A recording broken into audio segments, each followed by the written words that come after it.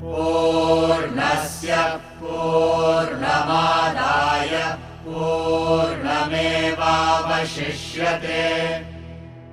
ॐ शान्ति शान्ति शान्तिः। We'll chant Ishavasya Upanishad mantras 9 till the end. अन्धं तमः प्रविशन्ति ये विद्यामुपासते ततो भूय इव ते तमोय उविद्याया गुरताः।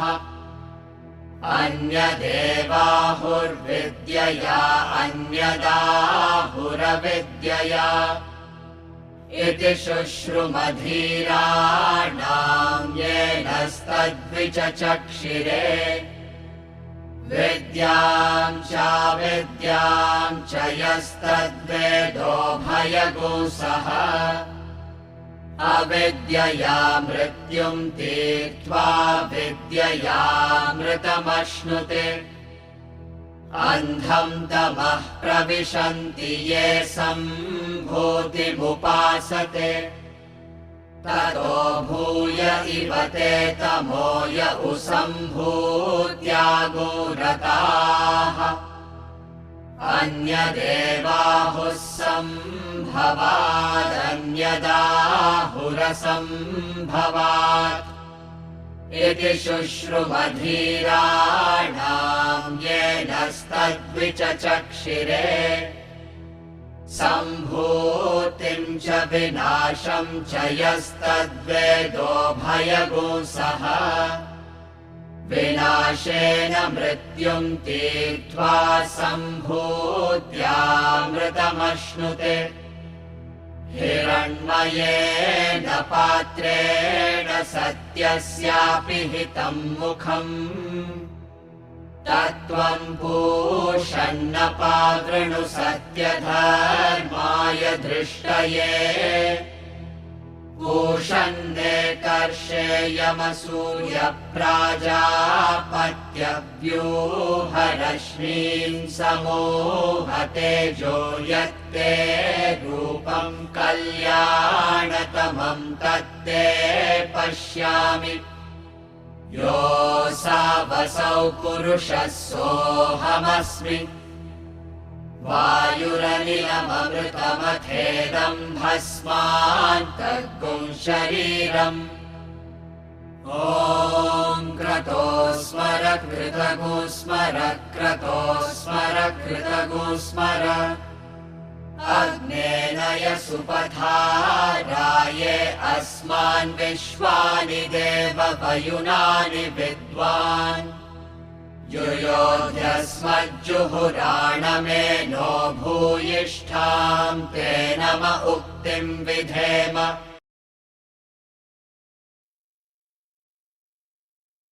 Mantra 9 gives a very fascinating description about what will happen when persons start reveling in spiritual sadhana itself as an end in itself. So he says, those who pursue vidya, knowledge, those who pursue avidya, ignorance, they are getting into blinding darkness, andham tamaha. On the other hand, those who are reveling in vidya, they get into a greater darkness. So in the last class we saw that what is the reason for such a saying and what must be the focus in our spiritual pursuit.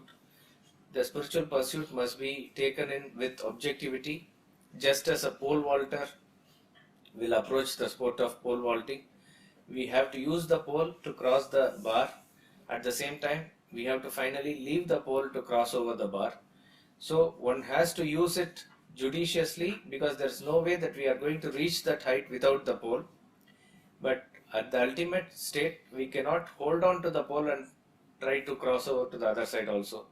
So it is to use it and then discard it at the last. Exactly the same way, the practices, chiefly karma, bhakti, jnana, which pertain to our body, mind and intellect, have to be used in the spiritual path, because without them no progress is possible. But a person who clings on or gets attached to the practices themselves as an end in themselves, because of the pleasure that he derives out of them, and he starts reveling in them, and he forgets the goal of self-realization, he says that such a person gets into greater darkness. So this is sort of a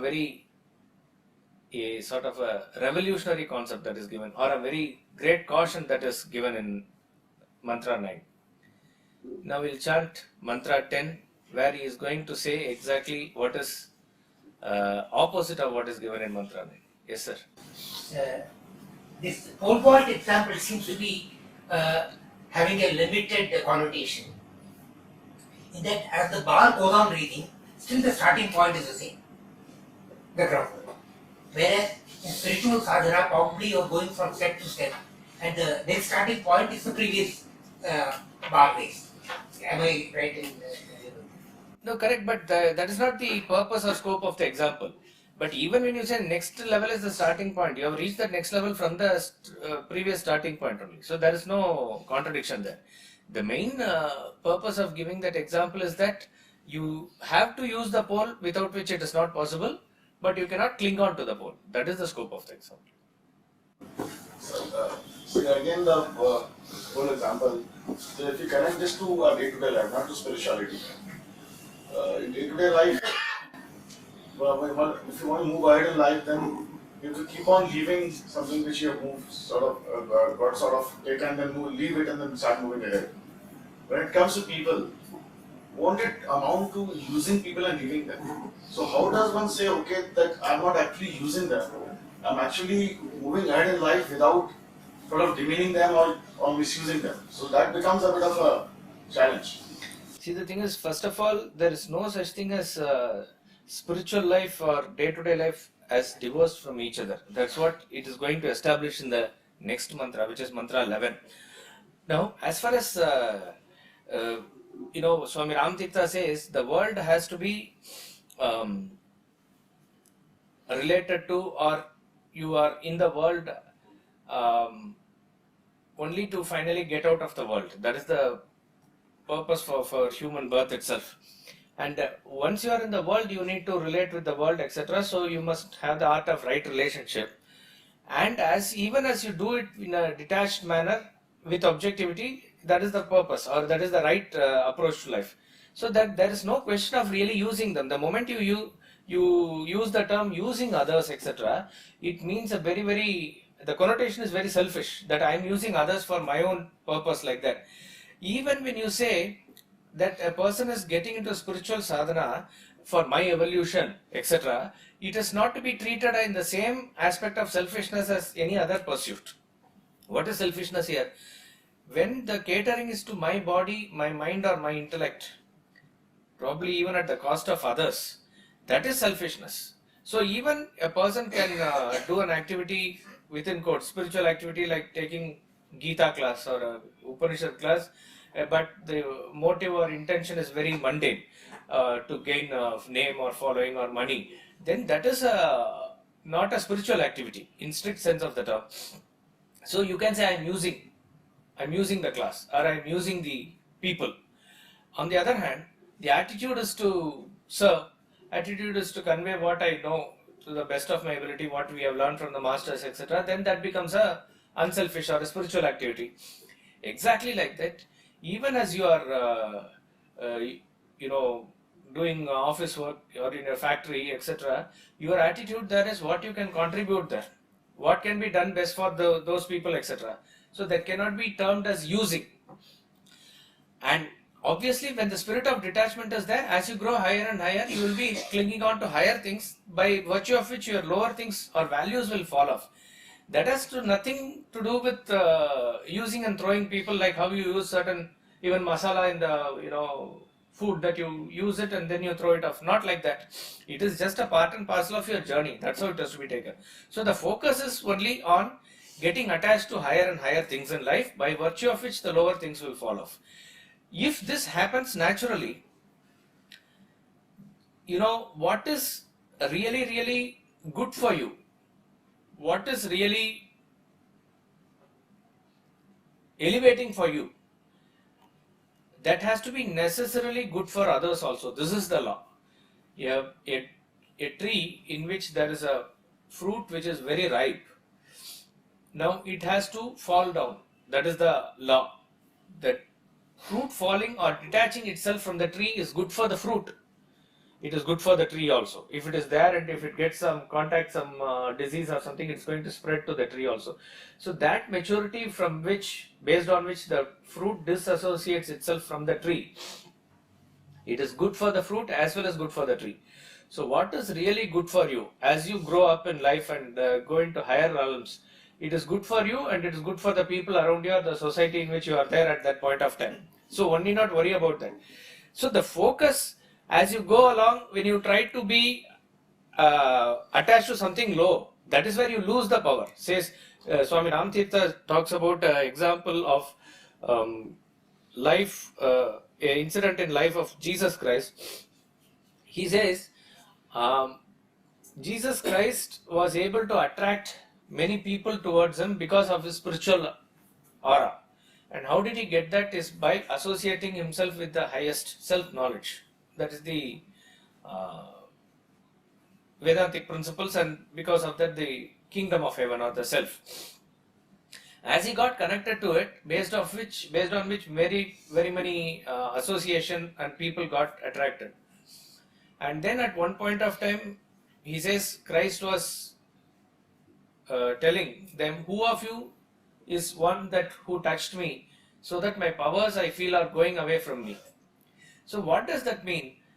The focus of the Christ, if it is on self-knowledge, once he is attracted to that and he is attached to that, he is not bothered about who is following him or not following him, but automatically people get attracted. This is the law. But once you forget that attachment and try to hold on to the people around you, then you are going to fall from your position. Just as a iron piece which gets attached to electricity, if it is magnetized, it will attract other iron pieces. That attachment should not go. If that attachment goes and you think so many people are there as a support for me, you are going to fall, maybe others will also fall with you. So the focus is not on people or anybody around you where the focus of attachment is. Attachment is only towards the higher. Now, the scope of this mantra is, as you use some tools to get attached to the higher, don't forget the purpose for which the tools are there. The tools are there for you to reach the self only. You cannot start reveling in them as an end in themselves. They have a purpose, and definitely without that it is not going to come to you. But they are not an end in themselves, they are only a means to an end. That is the scope here. Yes. So in our stage, is it okay to revel in Gyan? It is, but the point is, again, when you use the term revel here, the spiritual practices up to meditation, etc. When you say our stage, it is very clear that we are at a lower stage where we are caught up in worldly things also, but trying to go somewhere little bit higher than what our status is now. Now at this stage, if you recall our presentation on meditation, it is not possible for us to get into the full spirit of meditation on a sustained basis for a longer time. Meaning consistently it's not possible. It can be that you go for a 5-day course and that can be an elevating thing, or one day, it can be something that you practice and it comes and that day is a special day. Like that experience can come. But the moment you try to force your mind into meditation based on this experience, it is not going to help you. Rather, sometimes it may be counterproductive, that you may damage the mind. So when you say revel here, see, this is with reference to dhyan you are saying, but it can be any spiritual practice. Say, suppose you go to bhajans, and it can be spiritually very elevating or uplifting, that the satsang there and the music and the song itself, the meaning, everything can take you to a different realm. Again, what is it that makes you revel there is that there is a state of self-forgetfulness there. That you are made to forget yourself and you get completely caught up in something very noble, very high. That is what is the revelry. That is what is actually making you happy. After that, when you think that I got happiness because of the bhajans, or I got happiness because of meditation, again you are pulling back that focus into that small I which is getting happiness. Actually, the happiness is when the small I is forgotten. So when you say that revelry in that sense, and then you look forward to going into that bhajans just to get that. So the focus of going into bhajan itself that I need happiness, or the focus of trying to meditate itself is I should get happiness, that is not going to happen. On a broader spectrum, Shankaracharya also says, when a person wants to leave everything and say, I want to not get disturbed by anything, I want peace and happiness, and with that attitude, when he goes into sannyas also, he is not going to get the full effect of sannyas, he is saying, because the motto is gaining happiness, and that gaining happiness pertains to the small self. So revelry in that sense is not advisable. So, sir, what is the technique that you should have for going into the right attitude? At least trying to avoid that into the bhajan also. What should be the. See, the thing is, that's what it is. The moment we get a extraordinary feeling which we are not normally belonging to, that means we have to understand that state of inspiration has come up because of an external factor. It could be satsang, it could be some meditation class or anything like that, or it could be a great, that you participated in a great karma which helped the nation, or, something like that, where you forget yourself. So, if we are inspired about that state or knowledge, then we have to start practicing it our level. That is what is very important. So, you go into the karma by having a realistic goal at your level, and then, because that is the reality, you are dealing with your real position now. Now you try to always imagine, so okay, ultimately sometime we have to go into that state is the thought that should be in the back of the mind. But today I have to probably deal with my large portion of vasanas which are very base or which are little more samsaric in nature. So you need to do work at your level, and that inspiration has to slowly develop from within. So the external inspiration can be taken as a boost, a fillip. So you know that when you go into that state what can happen. But ultimately the inspiration has to come from within. So you need to just work on the present state and the present sadhana, which is a little bit of stretch from where you are, rather than thinking about a very giant leap where you do not belong to at the point of time. But from time to time, once in a while, if you are getting into that sort of a thing to, just by itself, just you get into that state by, not necessarily trying hard for it, that's okay. Suppose you attend bhajans, you go into academy once in a year or something, it's sort of a battery recharger to remind yourself about what is the real purpose, to get that knowledge on a sustained basis, etc. That is okay. But the real sadhana is to do the karma yoga and the bulk aspect of karma, that is now. Sir, not clear, sir. But that's very important what Alok asked me. When I go to a bhajan, or when I'm coming to this class, I always want to come with the fact that, okay, I'm getting an experience and something which I'm learning, and I go to a different level of thought process. That is what drives me here or to any bhajan. Right. So if I don't feel that, what do I feel? What should bring me here? No. When you are in the bhajan, that feeling is correct, I'm saying. But what I'm trying to say is, suppose if this is the feeling, then why not on all the days you do that? Let us have bhajans here, or some other person comes and does the bhajan. On a daily basis, 7 days a week, you try this. After that, we'll have breakfast, come back, assemble, again let the bhajans go. What will you feel then? It is just not possible. Even if the bhajans, the singers are of same inspiration, and even if you like that bhajan, etc., what will happen? It will be elevating, it will be nice feeling, but what will happen is that your preoccupation with your office work and family work and various things will not allow you to even sit peacefully for the second day or the third day. It may even for the first week, let us say you are trying somehow hard and achieving it. After that, it may not be in the same inspiration as it is. Why it is even happening here now is once in a week on a Sunday when it is coming, it could be taken as a satsang which may sustain the inspiration for the next 6 days also. Like that it can happen, okay. So therefore what has to be done, therefore what has to be continued as a spiritual practice is not just this bhajan or the class. The bulk portion of our vasanas or desire, what we deal with, is to do with our karma. So how do you then convert that your work and other things into worship? That is what is going to take you step by step there. That is why I am saying reveling in extreme spiritual practices, particularly introverted practices of Bhakti and Jnana, we need not worry about it now because we need to deal with the karma at a little lower stage on a bulk basis now. But as you go higher also, it's only cautions. And as I said in the last class, it is difficult for us to lose our awareness because intellect is developing and then get into the practices per se. It is difficult.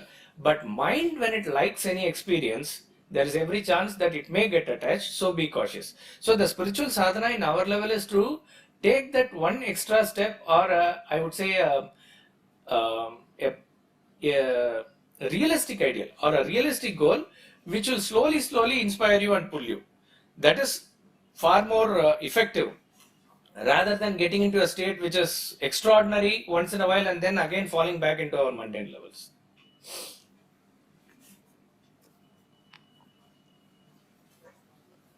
We'll chant mantra 10 twice. अन्यदेवाहुर्विद्यया अन्यदाहुरविद्यया इति शुश्रुमधीराणां येनस्तद्विचचक्षिरे अन्यदेवाहुर्विद्यया अन्यदाहुरविद्यया इति शुश्रुमधीराणां येनस्तद्विचचक्षिरे.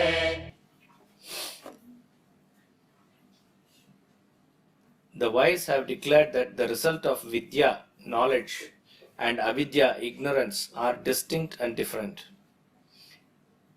Thus have we heard from those who have expounded that to us.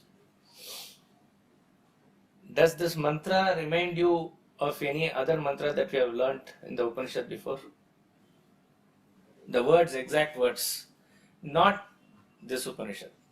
Obviously, we have done only one more. The crux of Upanishad is given in mantra 4. Verbatim almost sounds like this. I am repeating again that it sounds like this. Anyat eva tad viditadado aviditadadi iti shushruma urvesham yenas tad vyachachakshire. Exactly, the second line is exactly the same. First line says Anyat eva tad viditat tado aviditatadi. There it is viditat and aviditat. Here vidyaya and avidyaya. Avidyaya means instrumental case. By vidya, by avidya. So the meaning is totally different. In the sense, the context is totally different. When I did Upanishad, we said this, that when we will do Ishavasya, I'll remind you that this mantra seems to be verbatim almost the same, but it is totally different and totally different in context. Here the context is continuation in mantra 9. Mantra 9 says, those who practice or those who worship avidya, they get into blinding darkness, and those who get into reveling in vidya, they get into greater darkness. So one is in a blind alley that you are going, another is somewhere even further than that, like that it is. But here very clearly it says, what is the result that you get out of vidya is different. What you get out of avidya is different. See, there also you can argue it is different, but it's of some degree difference. Here that is not the case. Here, so what is the interpretation here? Interpretation here is, when you practice vidya properly, that is what you have to add as a caveat here.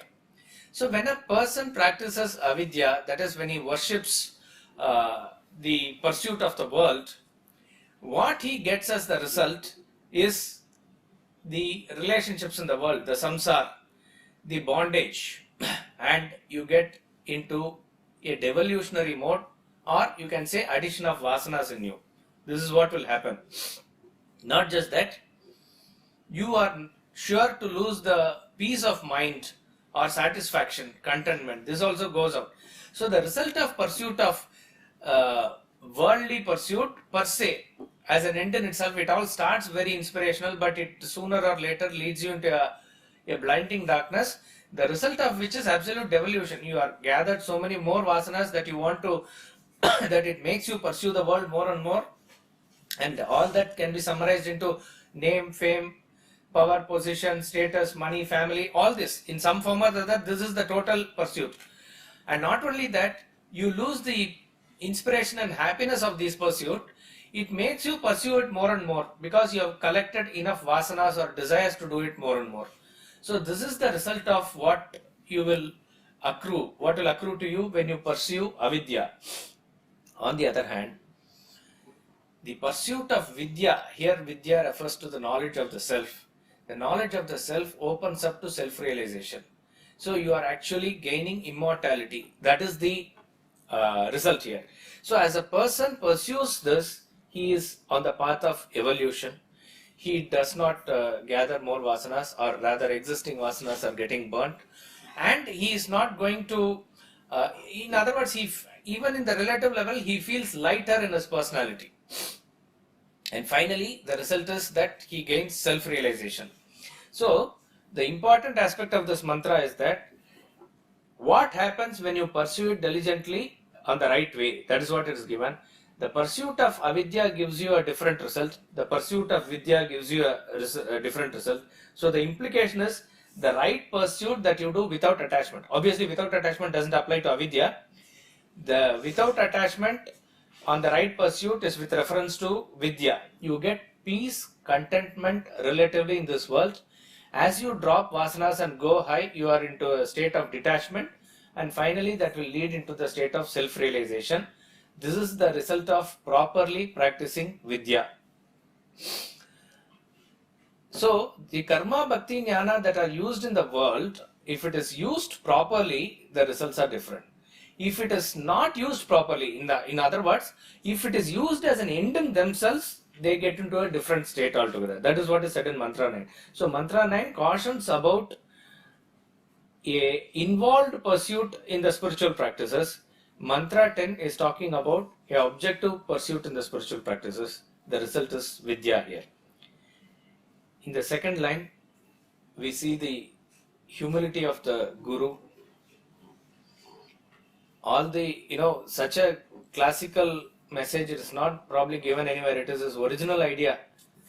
But he says, Iti Shushruma Purvesham Enastat Vichachakshire. Thus have we heard from our masters, the wise people who have passed on to us. The knowledge is gained in 4 ways. There are 4 sources or methods by which we can gain knowledge. Pratyaksha is the knowledge when we gain by direct perception, like knowledge of Victoria Memorial or a Taj Mahal or any other sense object. You know it by directly perceiving it. That is not applicable in spiritual path. The knowledge is gained by inference. Inference is when you use some perception, but what is mainly giving you the knowledge is the intellect. Inference is based on cause and effect. You are able to gain knowledge though there is no direct perception. You see a smoke and you infer fire, because smoke cannot come without fire. This knowledge strikes you when you see a smoke. But if you have directly seen fire, you may say no, but you know there is fire or some other cause of smoke, which is usually fire, because of the prior knowledge. That flashing capacity of that is your intellect. So this is the way to gain knowledge through inference. Inference is in a way used in gaining the knowledge of the self. Think about this. If a person is very sharp enough to read his own experiences,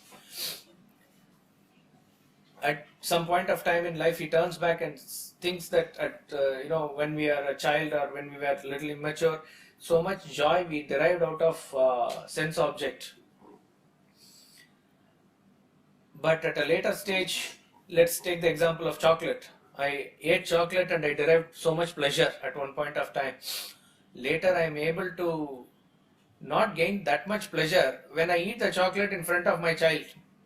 Though I may like the chocolate, but rather I will give the chocolate to the child and see that enjoyment. That is more enjoyable for me. So the question arises, why is it more enjoyment? Why is it a subtler joy? In this example. Focus has shifted from yourself to somebody. Right, in a way, but yeah. But within you, what is the shift in focus? The inference. It's a subtler thing. That was physical. This is Mental, you can say. emotional. So, as you go little deeper into your personality, the joy that you derive there is obviously little more sweeter, subtler. This is a universal experience. Even at that point, even if you eat the chocolate and derive the pleasure, you will feel a joy, but that will not be equivalent to when you see the child eating, So therefore, there is a subtler joy at the emotional level, and then you see that compared to the emotions later, intellectual joy can be even more sweeter. A person who is fired by the ideal of, let's say, there are very many people who left their families and other and plunged into freedom struggle, etc. They are fired by that thought or that ideology. That is a deeper emotion only there, of course, but it is an ideal, we say, because up to the family, etc., it's quite natural. But beyond that, to get into it, you need to have some fire, some knowledge. So that is even a greater, and in that process, they may go through physical torture, etc. They may be bereft of their families and emotions that are associated with it, yet they enjoy it more because it is little more deeper in your personality. Now, if you question this, why is it that intellectual joy is greater than emotional joy, or emotional joy is greater than physical joy? Why is it subtler? Why is it tasting more sweeter to you? What is the answer? This is where our inference. Sorry? That means you are graduated to the next level. Next level, correct. By graduation, where are you actually going? Have the higher ideas. Higher ideas, greater happiness, And so even if it's subtler, you get even more. That can be inference. So that inference, with the addition of knowledge, what we get is this joy itself becomes sweeter and sweeter because you are going closer and closer to the self. So at that point of time, you can try and infer. If you are very sharp enough, then the pursuit comes. Can there be at least, okay, you need not know about self, etc. Can there be a greater joy than the intellectual joy itself? Or, something very subtler than this, that will lead you into at least inquiry. So this is a way of knowledge gaining in the world, inference, but it can be applied in spiritual knowledge also. And then comes Upamana. Upamana is example, and that is very much used in the scriptures itself. We talk about waking, dream and deep sleep example. So how you go from dream to waking is the same as going from waking to fourth state. Like this, examples are abound. So in various ways you can try and fit in that examples or try to contemplate about it and try to understand what that self could be. But Agama or tradition, the fourth way, is the best way, and it carries weightage because from time immemorial this Guru Parampara has given us this knowledge, and from time to time people have used this knowledge, derived the self-realization from within by their experience, and then they pass it on to others also. So it has the weightage of what the great masters have said, added on by the experiences of the masters throughout in their life in this lineage. So it has a lot of weightage. Anything that stands to the test of time definitely cannot be lightly taken. It has its own weightage. That is the tradition. And here we talk about Upanishad being the source of all wisdom in the world. There is nothing higher than the Upanishad. But in the Upanishad, what the master is saying is very inspiring. That he says, Iti Shushruma Purvesham Yenastad Vichachakshire. That we have heard it from our masters who have imparted to us. That is what his master also would say, So it is a very, very, you can never find out what their where the starting point or where the root is, but we see this humility of the masters having probably given the highest idea by himself, but attributing it to the great masters that he has heard from. Krishna uses the same, not uses, it is his general attitude of humility that we see in Bhagavad Gita, Vedavyasa, everybody for that matter. Another is. Sir, what is said seems right. It stands the test of time, so it is the best. But on the face of it, it sounds to me that what you experience will be the greatest knowledge you can get. Right. This can be a starting point, but after that you can't just take it as it is. No. We, in fact, that you might have to question itself is given in Bhagavad Gita and Upanishad. Okay.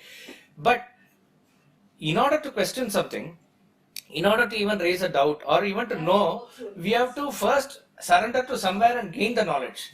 So, instead of let us say, author has written something, he has gained, some book he has written based on his experience. That is also maybe having certain credibility. But any day we will have a greater weightage to Bhagavad Gita because it has stood over 5,000 years, we will say. Not just time. Very many authors, great masters, even patriots and freedom fighters, everybody has got inspiration from that. So therefore the weightage given to that is more. But we need not accept what is given there blindfolded. That is why they themselves ask us to question. Ultimate authority for you is your experience only.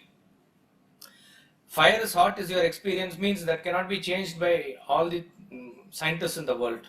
Because it's your experience and you know for sure. Like that, the self has to come into our experience. Until that point of time, the scriptures help us to move there. So it's where we surrender, for which this Agama knowledge is much more having weightage. So it is useful. That's how it should be.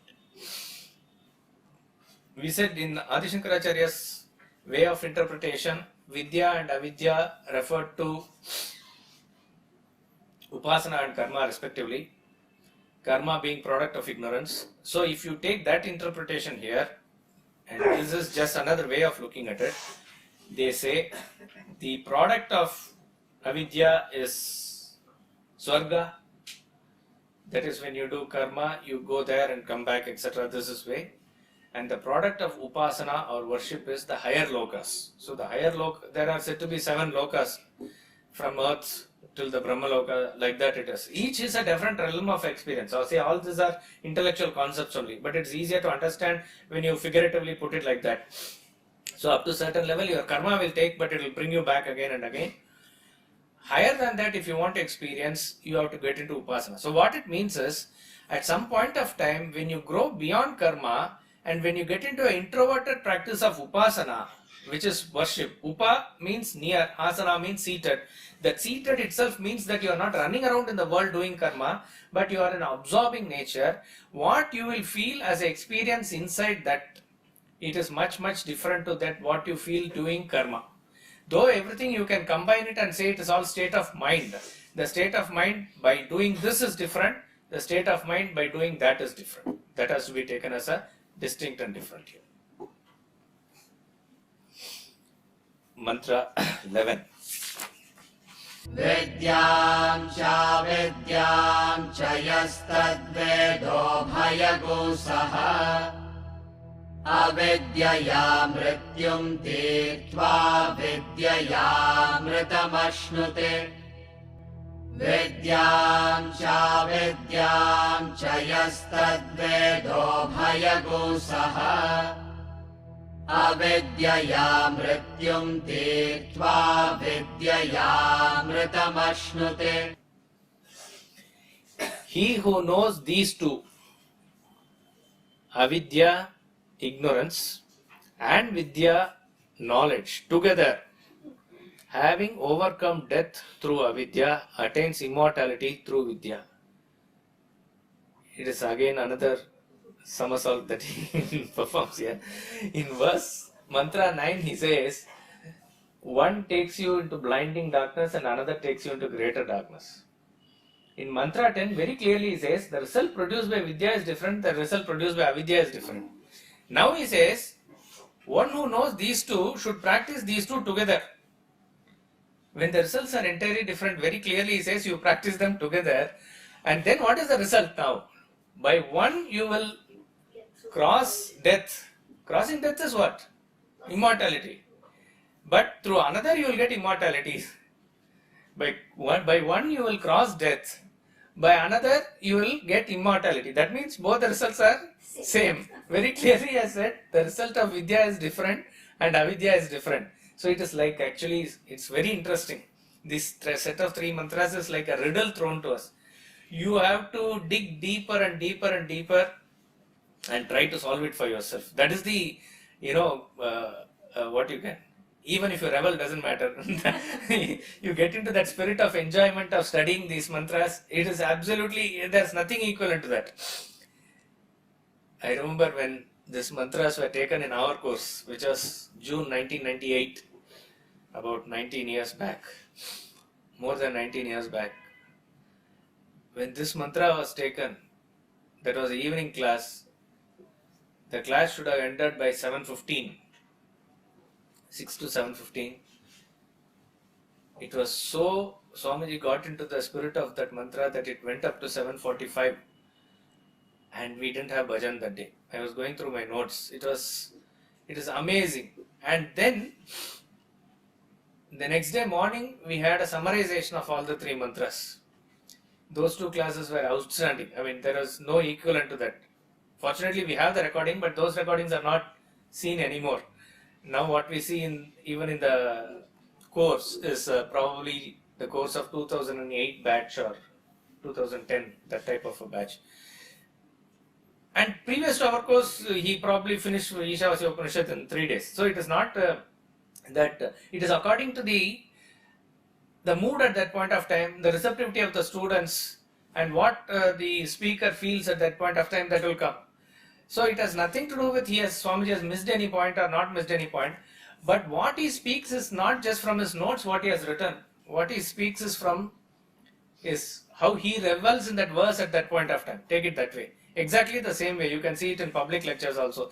Sometimes you will feel, if you see the webcast of a Madras lecture or a Bangalore lecture, or sometimes even in Kolkata you have seen 1 year versus the other year. It all depends on how the audience present themselves.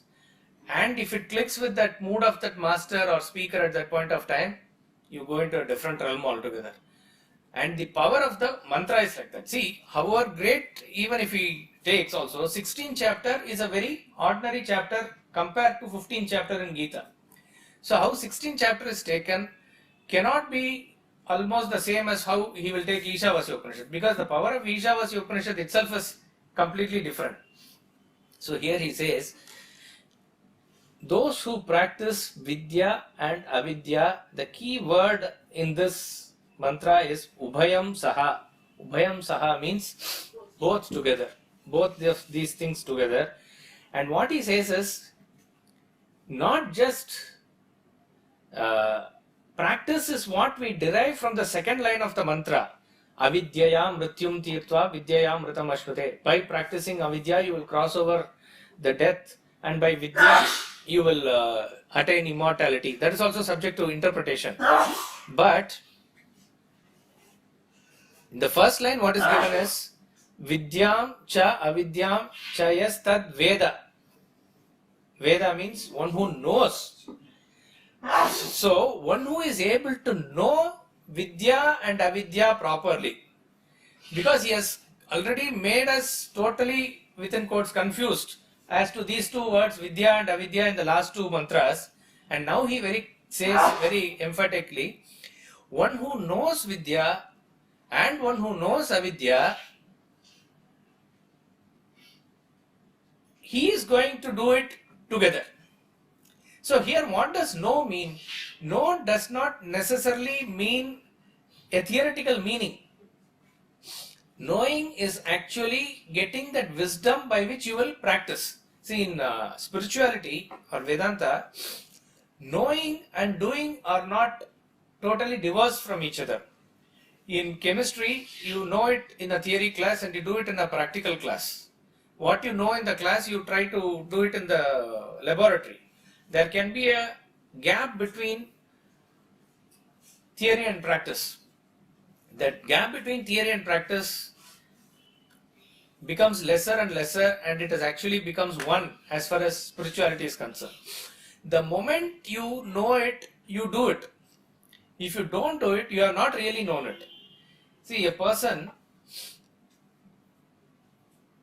let's say I come to your house and you are watching a tennis match, and you say that you will prepare coffee for me, and you go inside the kitchen, and I also just come along with you, and in the kitchen you have kept a bottle of potassium cyanide. You know what potassium cyanide is? It's a deadly poison. So I ask, why is this here? He said, I don't know. You know what it is? I don't know. I said, this is potassium cyanide. Oh, I see. You see that. And then you offer coffee. I said, no coffee. No coffee can be had from this house. You know, this is potassium cyanide, deadly poison. I explain it and go. Next time I come, I see that bottle again in that kitchen. Then I say, why is this here? Yeah, I know it is potassium cyanide, and you give the formula also. You say that you have told me last time, all that explanation you give. Then I'm asking, why is this here? What do you mean, why is this here? I know everything about it, you say. Again coffee, no coffee. Next time, I see it is still there, and I say, why is it here? You get irritated. You know, and I know, everybody knows about potassium cyanide. Why are you harping on that, you will say. Then I stop coming. One day, as you are watching some other match, suddenly you get up and you say, my God, and you take that bottle and you go out of the town to throw it somewhere else. Even animals should not touch it, you know. Wrap it well and throw it somewhere. That is the time actually you have exactly known what it is. All the while you know what poison is, you can even give a lecture on that, but you have not really understood the intensity with which you should know the meaning of it. You have not understood the full meaning of what that poison or what it can do for you. You have known about it in a very, very superficial way, and you don't know the impact of it. The moment you know it, that is the time it has struck you.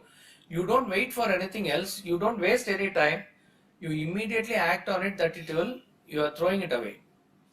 When you know fully what is the implication of cleanliness, you will not wait, tomorrow let me clean. Immediately you will act upon it. So the moment you know something in depth, the moment you know something very intensely, you know the very core of it, you will start really practicing whatever has to be practiced out of it. So here he says, one who knows Vidya and Avidya, he will combine them together. When you combine them together, the result, he says, the result of Avidya aspect of it is that you will cross over death. The result of Vidya aspect is that you will gain immortality. Crossing over death is also immortal, but he very clearly specifies two things here. By one, you will cross over death. By another, you will gain immortality. Yeah. Sir, when we are talking about avidya, this is ignorance, right?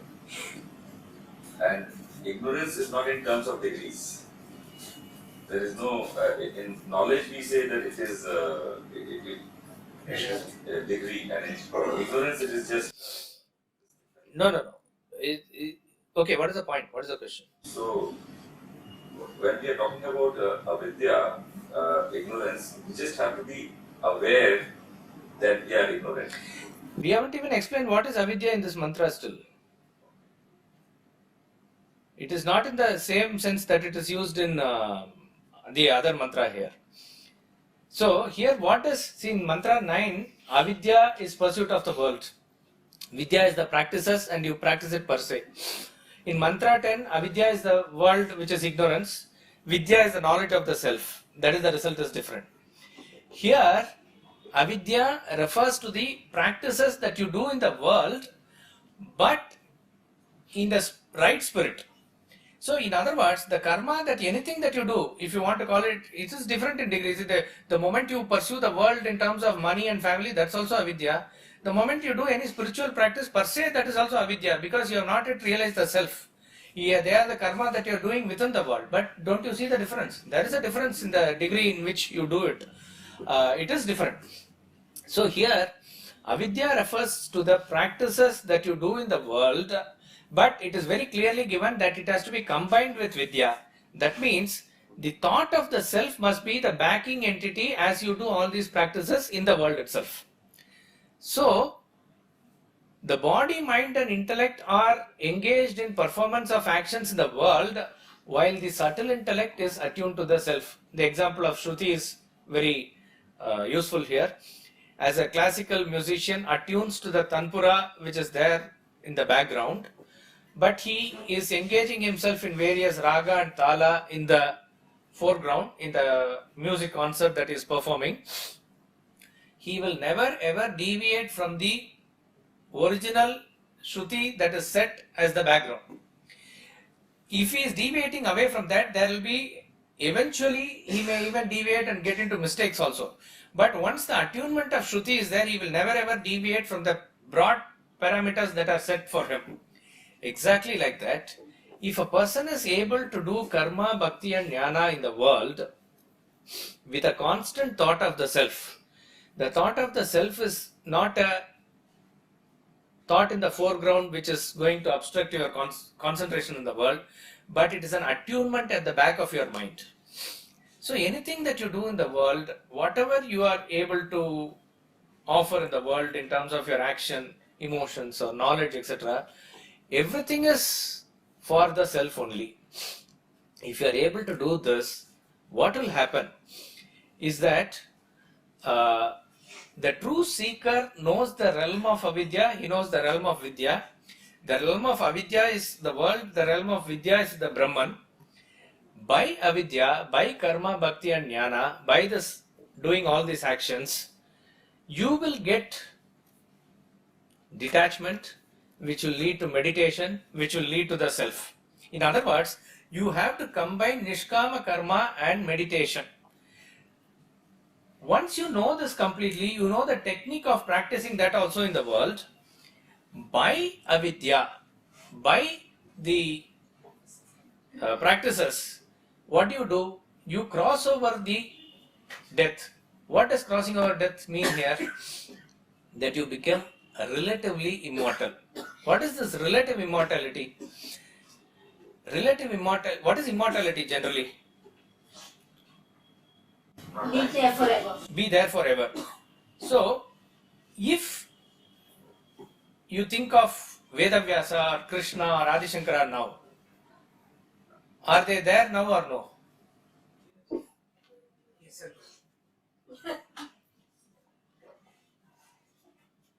Physically they are not there, but actually they are immortal. They are there now. Their ideas are still. They are there through their All genes and their whatever they are. Intellect. To the knowledge.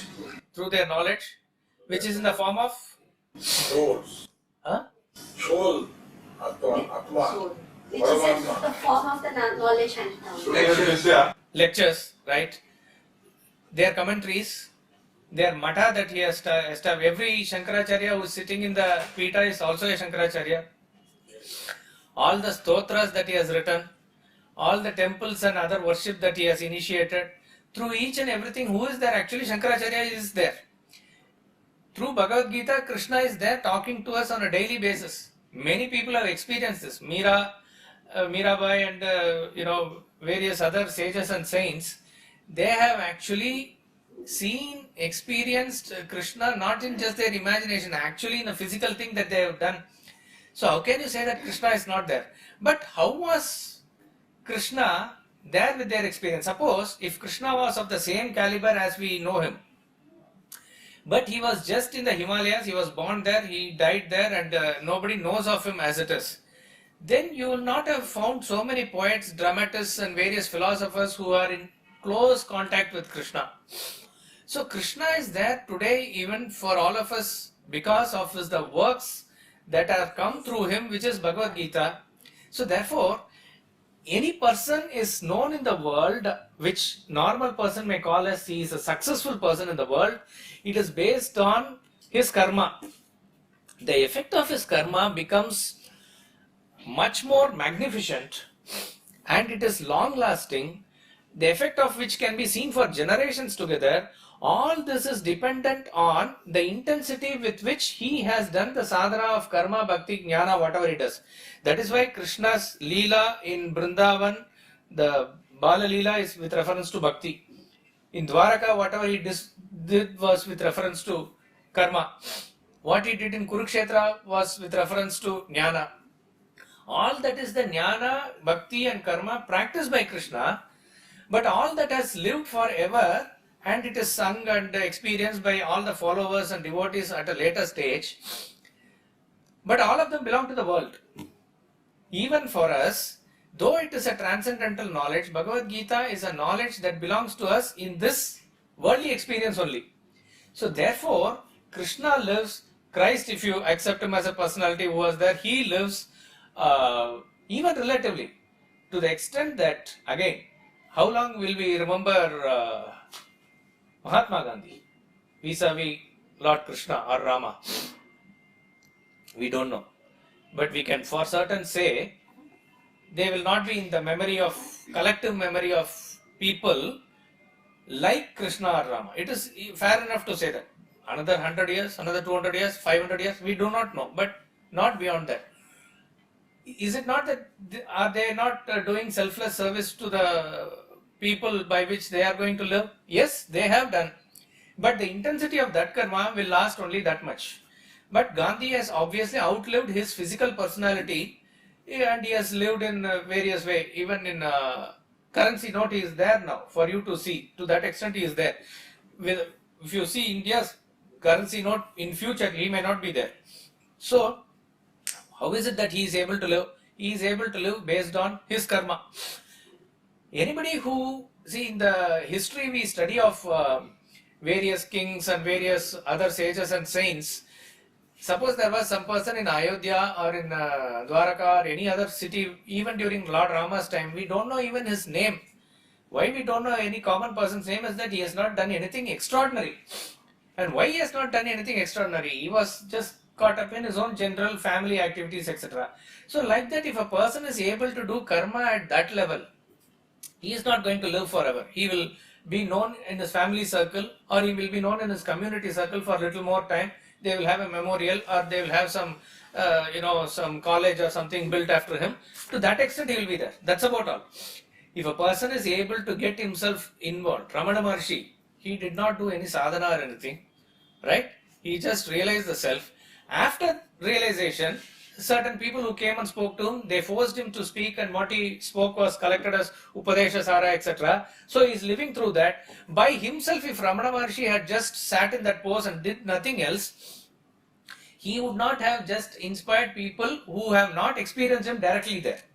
Even when you say that people who went there and got inspired by Ramana Maharshi, he gave darshan, to that extent for him it is the karma. That's about all. So, all that you do with your body, mind and intellect with intensity of the sadhana completely within makes you actually cross death. That means you will live forever. But this is relative immortality. The actual immortality is through knowledge of the self only. Karma, bhakti and jnana practiced in this way also does not lead you to self. According to the cause and effect, what leads you to the self is awakening. Only the knowledge of the self liberates you. So you can do so many things in the dream. Okay, you can build houses for the poor. You can do various bhakti practices. You can contemplate on what could be the waking state, etc. You can read scriptures. You can approach Guru. Everything that you do. But what really gives you liberation is actually the knowledge of waking state. It is the knowledge of waking state that liberates you from all the thraldom of the dream. Exactly like that, all the thraldom of this world, you get liberated from it only when you actually wake up to realization. That waking up to realization is called Vidya. Through Vidya, you are able to get full immortality, absolute immortality. So this mantra says you have to objectively combine Vidya and Avidya. So all the practices that you do in the world, obviously is not talking about any worldly pursuit here. That's very clear. Otherwise, you can never combine. See, the pursuit of the world and pursuit of the self can never go together. Let us be clear on this. Even as we say, you have to, what you say, you have to be in the world and convert all the activities spiritually, you are not pursuing the world there. Let us say an ordinary person does let us take normal activities. An ordinary person earns money. Why is he earning money? He will say, I have to take care of family, I have to enjoy. A sadhaka will say that I am earning money so that my money can be used for a purpose. Why are you taking bath daily? I feel good, my body is fresh. This is what a normal person will say. That if I am pure enough, I will be able to do some puja or something. This will be the attitude of a bhakta or a devotee. Why are you having a child? Obviously, it is my progeny. I have a kick to say that it's my son and to leave my stamp behind. This is what a normal person may be involved. A spiritual person may say that I have somebody to whom I can pass on the knowledge, or there will be somebody with whom I can serve the guest or something. The attitude becomes completely different in each and every activity that you do. Whether it is earning money, whether it is marriage, whether it is pursuing education. Why are you reading? So that I can, teach others and make them spiritual. That can be an attitude. No, I want to earn out of it. I want to become a professor. That can be an attitude. So in each and every action, you can have an attitude of how it will take you to self or some other attitude. With that some other attitude and Vidya, they will not go together. So Ubhayam Saha only refers to only one thing, that you are able to convert all activities into worship, making it in essence karma, bhakti and jnana. By doing that, you will cross over death, which is relative immortality, and by Vidya, by absolute knowledge of the self, you are liberated from all the thraldom of this perception, emotion and thought. That means you actually attain your original state. So this has to be combined together. Now there are couple of other interpretations which we will take it up in the next class. One question. Yeah.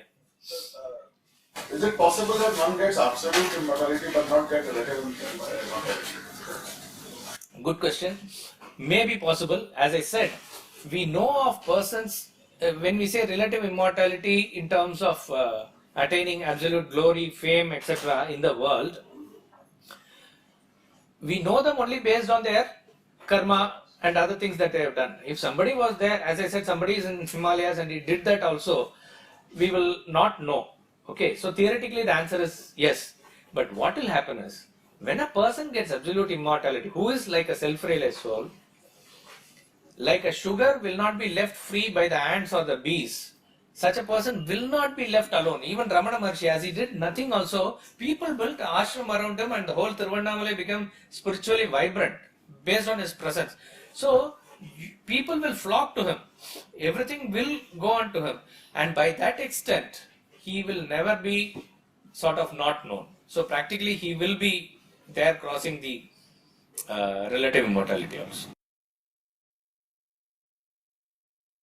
We'll conclude with the bhajans here.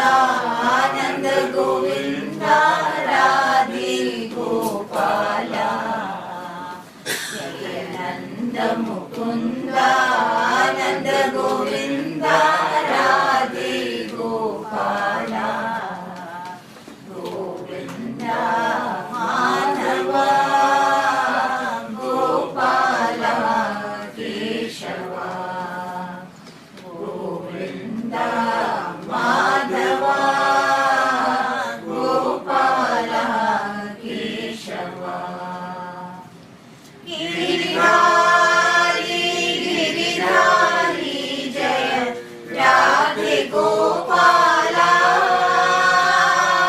Giridhari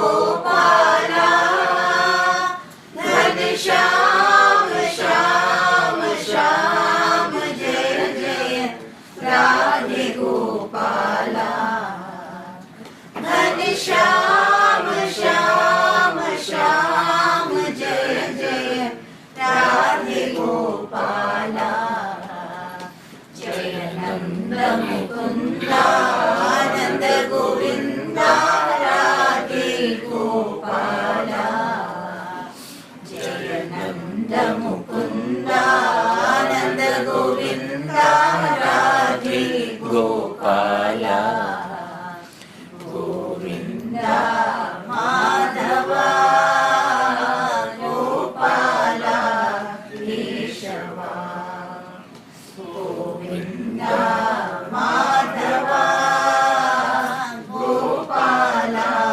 Keshava, Gopala Keshava, Gopala Keshava.